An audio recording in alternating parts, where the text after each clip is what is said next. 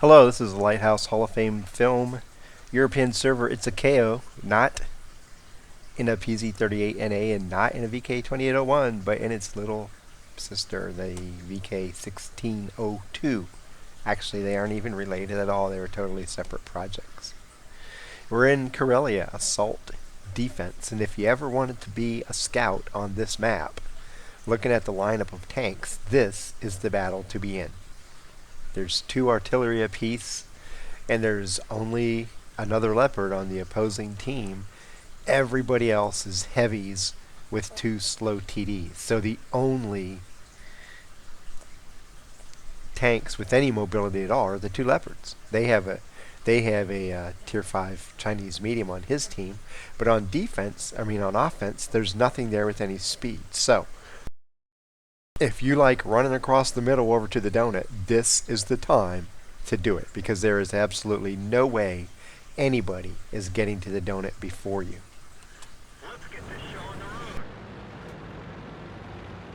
And I don't know if he normally plays the map this way or not, but he definitely understands that he can get over there with no opposition.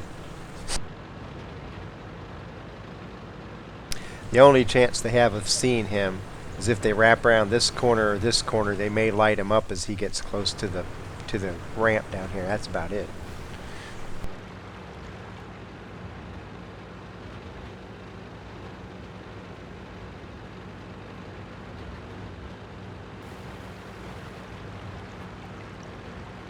And if the enemy Leopard doesn't come up here, he's going. And there's a 25-2 way over there. Not really looking for him, but he has to be careful about it.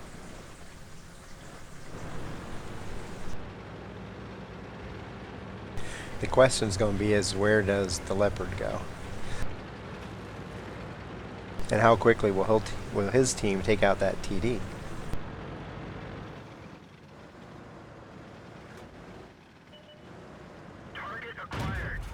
Or he may take it out, because he's looking the other way, so Akao can slap some shots into him.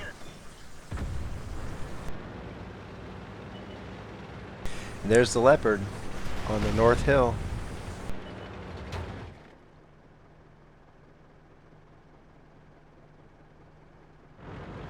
If you notice, he's running the 5cm.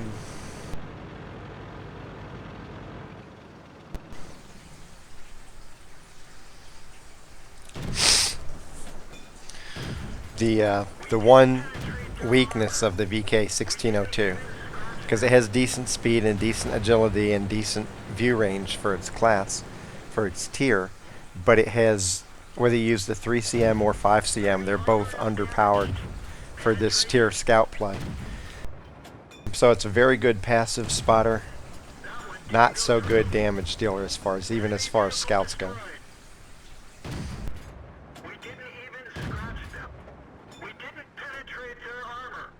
And if you want to run the 5cm instead of the 3cm autoloader, then you're going to be spending a lot of premium ammo. So it's going to cost you credits. If you can afford it, it's the gun to use. If you're in a credit crunch, then you have to play a 3cm and pretend you're just a less mobile looks. Gets a fire on the grill. Grill's dead. Other artillery gets taken out by his own artillery. No, looks like J Panther got him.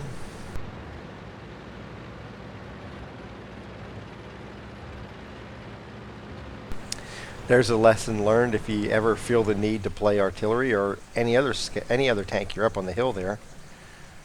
If you're on the side of the hill that's sloping this way, and you have an enemy come up, the people way back here will be able to potentially snipe you. So especially if you're artillery, where you don't have to be that far forward, if you're on the back slope of this hill, they can't snipe you. Just something to think about. Probably a good idea to set up in places where you can't get sniped, just saying. So he gets the side of a heavy with thin armor, and he's going to town on him.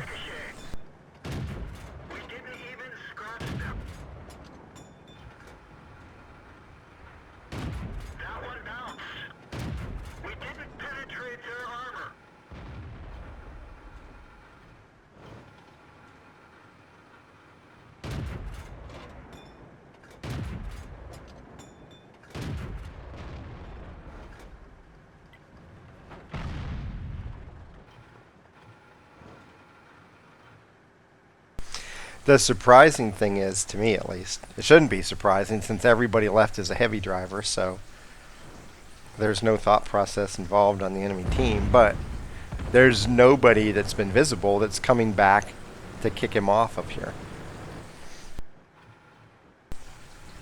He's in the best position possible. He gets to snipe the enemy from the enemy's own sniping position.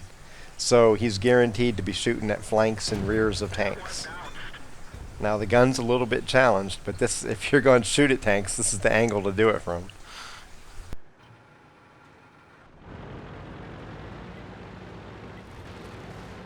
I think he decides he's going to have to get a little closer to do some damage here.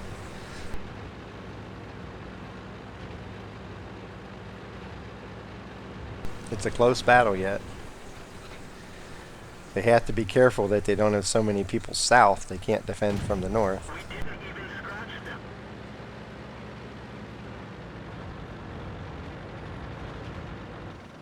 It's only a tier 7 battle. So imagine the frustration you can feel if you're in a tier 8 battle and you have even thicker armor to go up against.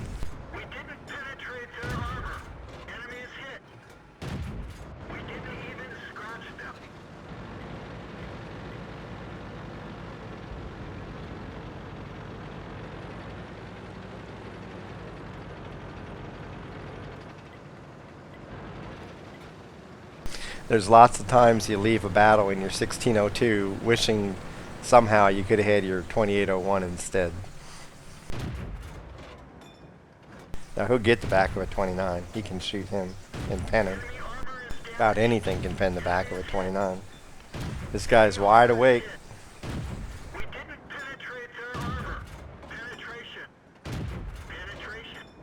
Uh-oh, the other 29's shooting at him. Different story shooting at the front of one than the back. But one more and he's dead. Get out. Get out.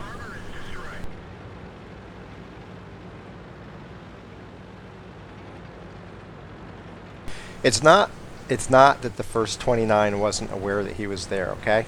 You got to give him a break. He knew Akao was there.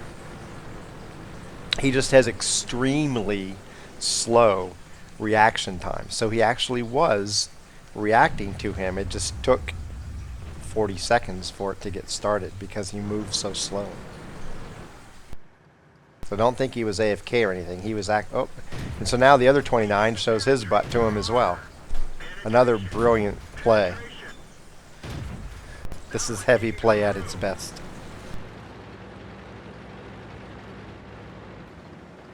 It's not like 30 seconds ago he wasn't trying to shoot Akao, and then he immediately pulls forward and gives him his ass. It's like, good lord. So I think Akao's feeling confident based on how this guy's playing, and he's going to move in close and try to take him out.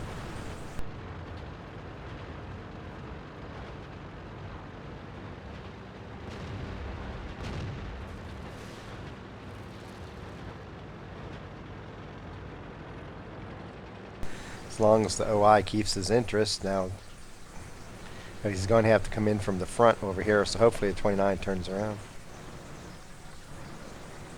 There he goes. How nice of him. Now he can do it. All he has to do is shoot right into the back of him. He'll get damage. You may get blown up though. This isn't a good position. He's like, run, run, get behind the rock.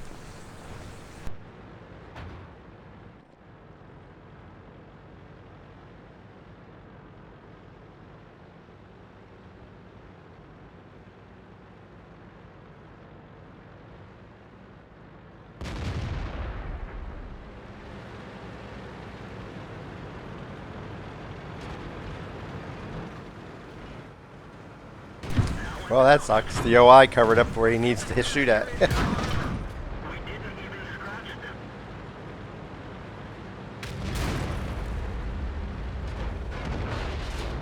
It's ram death. 3 tanks to go. They're down at the other end. He only has 4 rounds of ammo left.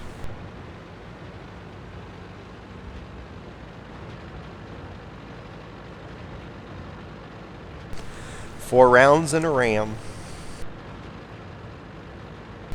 I remember playing my 2801 once in Westfield. This was maybe 2, 3 years ago. And I completely ran out of ammo, and there's still 3 enemy tanks left. 2 of them were artillery. And I caught the Hummel, and I just rammed him. I took him from full health and just rammed him over and over until he died. And I was doing it to a light TD, and the other arty took me out. It was pretty funny. Be a lot different story with the Leopard trying to take on 3 heavies and ramming them, though. Oh, these guys are beat up. He might have a chance of getting a kill. He's going to be... I don't know if that's going to work.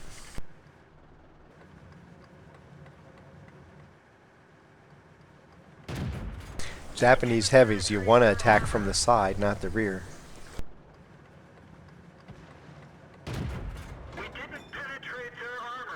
A Tiger, he can do damage to the side. And there's the game. They lost on time. But Akao won on damage and spotting damage. He got 1,685 damage, had 3 kills, 53 of 64 shooting, that's 85%, and he got 2,116 spotting damage with 4 spots. He's using premium, so he lost 37,933 credits, but he had 2,120 XP. Also survived the fight, got a spotter, fire for effect, and bruiser mini medals. And so he ends up moving into 2nd place on the 1602 list with a battle score of 2,145. He knew from the beginning that he would be completely unopposed going across the middle because the enemy just didn't have any tanks that could see him. And when the Leopard showed up to the north, he was just able to go up and take out the arty, spot for the 1 arty dying. And then he was sniping from on top of the hill. It was only heavies left. And at range, the 5cm is it's challenged enough to pen some of these heavies at close range, so he moved closer. At long range, it wasn't going to work. He moved closer and was allowed just to pound the back of a T-29 over and over and over.